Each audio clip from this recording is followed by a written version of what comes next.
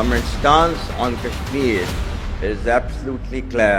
It was our jugular vein. It is our jugular vein. तुम बलोचिस्तान में पाकिस्तानियों के खून से होली खेलोगे, इसकी कीमत तुम्हें दिल्ली से लेकर मकबूजा कश्मीर के अंदर तक अदा करनी पड़ेगी। इस दरिया से हमारा पानी बहेगा या उनका खून बहेगा।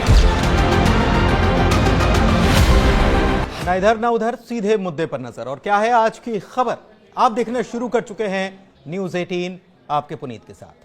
तो भारत और पाकिस्तान के बीच टेंशन अपने चरम पर है। क्या युद्ध होगा, इसका सटीक जवाब कहीं से भी आ नहीं रहा, लेकिन हालात तो यही बयां कर रहे हैं कि युद्ध की संभावना पूरी बन चुकी है। इस बीच कई खबरें सामने आ रही हैं, उनका जिक्र आज के इस वीडियो में हम करेंगे। मसलन पाकिस्तान की तरफ से दी जाने वाली परमाणु हमले की धमकी, सिंधु जल समझौता रद्द होने के बाद पाकिस्तान में कहीं सूखा तो कहीं बाढ़ से हालात क्यों बन गए। पाकिस्तान यह भी दावा कर रहा है कि भारतीय एयरलाइंस का वो दिवाला निकाल देगा। इसके पीछे वो क्या कारण दे रहा है, और दिवाला निकालने का हवाला देने वाला पाकिस्तान खुद क्यों चीन के सामने हाथ फैला रहा है। और हां, अगर पाकिस्तान और हिंदुस्तान के बीच युद्ध होता है तो कौन किसका साथ देगा, इन सारे मामलों पर हम आज के वीडियो में बात करने वाले हैं। तो शुरू करते हैं वीडियो, और सबसे पहले बात कर लेते हैं अल्टीमेटम की। तो भारत में रहने वाले पाकिस्तानियों को देश छोड़ने के लिए दिया गया समय 26 अप्रैल को खत्म हो गया।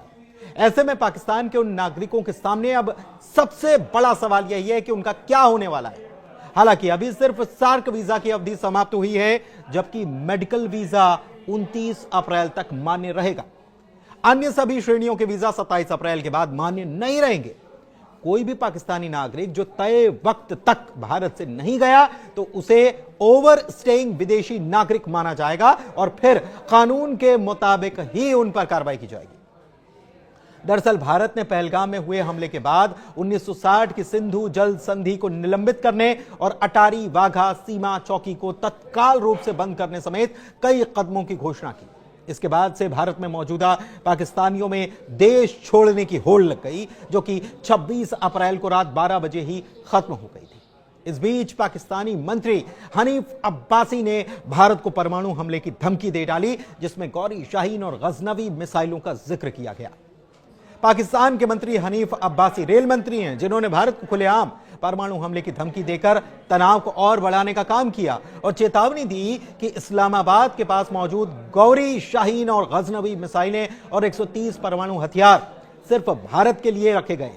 अब्बासी ने आगे चेतावनी दी कि अगर भारत सिंधु जल संधि को निलंबित करके पाकिस्तान की जल आपूर्ति रोक रहा है तो उसे युद्ध के लिए तैयार रहना चाहिए, क्योंकि इस्लामाबाद उकसाए जाने पर हमला करने के लिए तैयार है। पाकिस्तानी मंत्री ने कहा कि अगर वे हमारी वाटर सप्लाई रोकते हैं तो उन्हें युद्ध के लिए तैयार रहना चाहिए।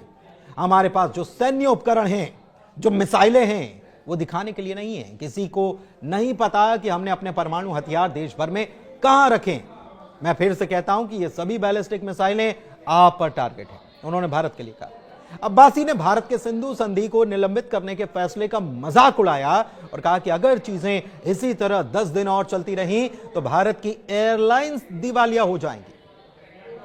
मंत्री ने यह भी दावा किया कि पाकिस्तान ने पहले ही भारत के द्विपक्षीय व्यापार को घटाने के फैसले के परिणामों के लिए तैयारी शुरू कर दी है। यह संकेत देते हुए कि इस्लामाबाद किसी भी आर्थिक कार्रवाई का मुकाबला करने के लिए तैयार बैठा है।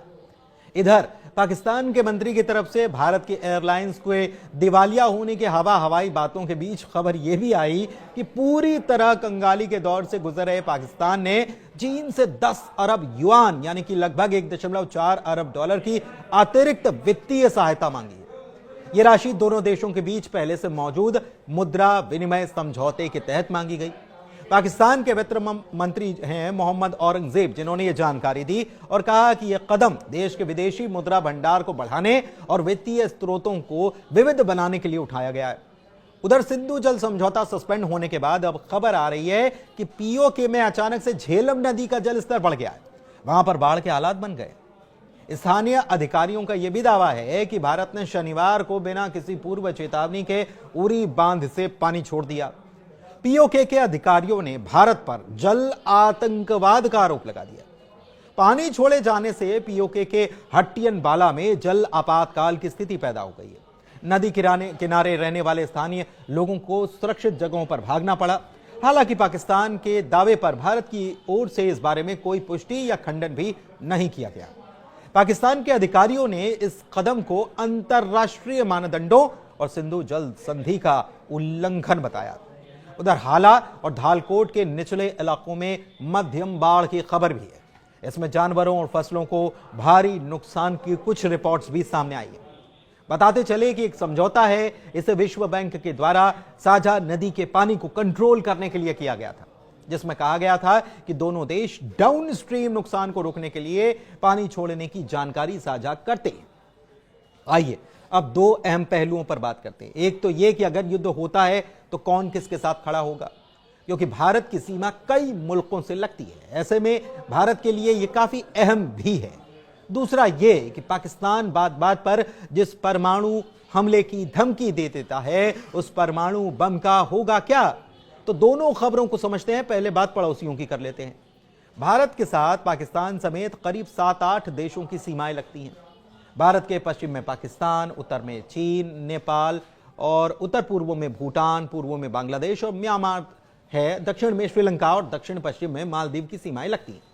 अगर जम्मू कश्मीर की पाक अधिकृत कश्मीर सीमा को जोड़ दें तो अफगानिस्तान का कुछ हिस्सा भी भारत की सीमा से लगता है। हालांकि अफगानिस्तान की यह सीमा बड़ी विवादित क्षेत्र है और इस लिहाज से देखा जाए तो भारत पाकिस्तान में युद्ध होने से इन देशों का रुख क्या होगा, इस पर बात करते हैं। चीन की बात करते हैं। चीन और पाकिस्तान के बीच गहरे रणनीतिक संबंध हैं। खासकर चाइना और पाकिस्तान इकोनॉमिक कॉरिडोर यानी कि CPEC दोनों देशों के संबंध को और मजबूत करता है। युद्ध की स्थिति में चीन पाकिस्तान को कूटनीतिक और सामरिक समर्थन जरूर देगा, जिसमें हथियारों की आपूर्ति करना और आर्थिक रूप से सहायता करना भी शामिल हो सकता है। हालांकि भारत के साथ व्यापार और सीमा विवाद को बैलेंस करने के लिए चीन प्रत्यक्ष सैन्य हस्तक्षेप से बचेगा। भारत के लिए यह स्थिति चुनौतीपूर्ण हो सकती है, क्योंकि चीन का समर्थन पाकिस्तान की सैन्य क्षमता को बढ़ा सकता है। बांग्लादेश की बात करें तो 71 के युद्ध में भारत की निर्णायक भूमिका के बाद बांग्लादेश भारत के प्रति कृतज्ञ थैंकफुल रहा है। लेकिन बीते साल शेख हसीना सरकार जब गई तो उसके बाद बांग्लादेश में यूनुस सरकार आई और उसकी भूमिका संदेह में। युद्ध की स्थिति में बांग्लादेश शायद भारत का समर्थन नहीं करेगा, क्योंकि पहलगाम हमले के बाद बांग्लादेश ने इस घटना पर संवेदना प्रकट नहीं की। ऐसे में बांग्लादेश पूर्वी मोर्चे पर भारत के लिए कहीं ना कहीं चिंता का सबब बन सकता है, भारत भी जानता है। श्रीलंका और मालदीव की बात कर लेते हैं तो श्रीलंका और मालदीव भारत के साथ मजबूत आर्थिक और रक्षा संबंध रखते आए हैं। श्रीलंका जो चीन के प्रभाव से हालांकि जूझ रहा है, शायद तटस्थ रहे, क्योंकि वो दोनों पक्षों के साथ संतुलन बनाए रखना चाहेगा। मालदीव की बात कर लें तो मुइज़्ज़ू भारत के पड़ोसी पहले नीति से लाभान्वित होता है। वैसे भी पिछले साल के घटनाक्रम के बाद भारत का समर्थन वो शायद न करे। नेपाल और भूटान की बात करें तो नेपाल भारत के साथ ऐतिहासिक और सांस्कृतिक संबंध रखता है। चीन के बढ़ते प्रभाव के कारण वो तटस्थ रह सकता है, इसकी संभावना ज्यादा है। भूटान जो भारत पर रक्षा और विदेश नीति के लिए निर्भर है, भारत का मजबूत समर्थन करेगा। भूटान की सामरिक स्थिति भारत को हिमालयी क्षेत्र में लाभ दे सकती है। भारत के पड़ोसी देशों में भूटान ही ऐसा देश है जो भारत का खुलकर समर्थन करेगा। वैसे अफगानिस्तान की बात कर ले तो अफगानिस्तान के विकास में भारत लगातार मदद कर रहा है और अफगानिस्तान भी पाकिस्तान समर्थित तालिबान से बड़े तनावग्रस्त है और इसीलिए वो भारत का समर्थन कर सकता है। हाल के दिनों में पाकिस्तान और अफगानिस्तान में भी जंग के हालात बने हुए थे।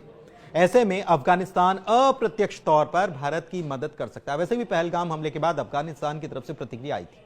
पाकिस्तान के परमाणु हथियार बंदर के हाथ में तलवार की तरह है, इसकी बात कर लेते हैं। दुनिया के 9 परमाणु देशों में सबसे गैर जिम्मेदार पाकिस्तान है, जो हर छोटे बड़े विवाद में परमाणु बम की धमकी देने लग जाता है। पहलगाम में 26 हिंदू पर्यटकों के नरसंहार के बाद जब भारत ने उसकी गर्दन दबाई तो पाकिस्तानी मंत्रियों ने फिर वही गीदड़ भभकी दोहरानी शुरू कर दी। पाकिस्तान में आतंकी सोच के कारण ही अमेरिका ने पाकिस्तान के परमाणु बमों को छीनने का प्लान बना रखा है। पाकिस्तान के परमाणु बमों को छीनने के लिए अमेरिका का एक सीक्रेट प्लान है, स्नैच एंड ग्रैब प्लान तैयार है, यानी कि हथियारों को छीनकर अपने कब्जे में कर लो। 2011 में इससे जुड़ी पहली बड़ी खबर आई थी जब पाकिस्तान का परमाणु बम छीन लेने की बात हुई थी अमेरिका की तरफ से। परमाणु पाकिस्तान के पास 170 के आसपास परमाणु हथियार हैं और सुरंग और सैन्य ठिकानों में छिपे हैं, लेकिन उसका गैर जिम्मेदाराना रवैया दुनिया को हमेशा से डराता है। पाकिस्तान में अराजकता फैली, आतंकी इन बमों पर अगर कब्जा करने की कोशिश करें और भारत के साथ युद्ध छिड़ा तो अमेरिका चुप नहीं बैठेगा। स्नैच एंड ग्रैब प्लान के मुताबिक अगर अमेरिकी राष्ट्रपति को लगता है कि पाकिस्तान के परमाणु हथियार उनके देश या हितों के लिए खतरा हैं, तो वो इस प्लान को फिर से एक्टिव कर देंगे। इस प्लान में क्या होगा इसकी कोई खास जानकारी नहीं है, लेकिन माना जाता है कि तब अमेरिकी स्पेशल फोर्स जैसे कि डेल्टा फोर्स या नेवी सील्स जो हैं वो तेजी से पाकिस्तान में दाखिल हो जाएंगी। ये परमाणु बमों को गलत हाथों में पड़ने से बचाने के लिए ऐसा कर सकती है। हालांकि ये मुश्किल माना जा सकता है क्योंकि पाकिस्तान के परमाणु हथियार कई जगहों पर मौजूद हैं। अमेरिका ने दरअसल ये योजना 9/11 के हमले के बाद बनाई थी, जब उसे डर था कि पाकिस्तान के बम आतंकियों के हाथ में लग सकते हैं। 2011 में उसामा बिन लादेन को पाकिस्तान में मारने के बाद यह चिंता और बढ़ गई थी। और अब एक बार फिर से, जब आपको याद होगा कि अभी हाल ही में ईरान के मामले को लेकर क्यों अमेरिका टेंशन में, अमेरिका चाहता है कि ईरान के साथ परमाणु संधि हो जाए क्योंकि उसे इस बात का कहीं ना कहीं डर है कि अगर ईरान की तरफ से परमाणु हथियार विकसित कर लिया जाता है तो न केवल मिडिल ईस्ट के लिए टेंशन वाला होगा बल्कि अमेरिका के लिए टेंशन होगा और उसके ये हथियार कहीं ना कहीं आतंकवादियों के हाथ लग सकते हैं। इसी बात को, इसी चिंता को जताते हुए अमेरिका नहीं चाहता कि ईरान अपना परमाणु कार्यक्रम जारी रखे। और इस बीच पाकिस्तान की तरफ से बार बार यह धमकियां दिया जाना अमेरिका की टेंशन को भी जाहिर तौर पर बढ़ा सकता है और हो सकता है कि इस मामले में अमेरिका स्नैच एंड ग्रैब वाली पॉलिसी को फिर से अमल में ला दे। धन्यवाद। Our stance on Kashmir is absolutely clear.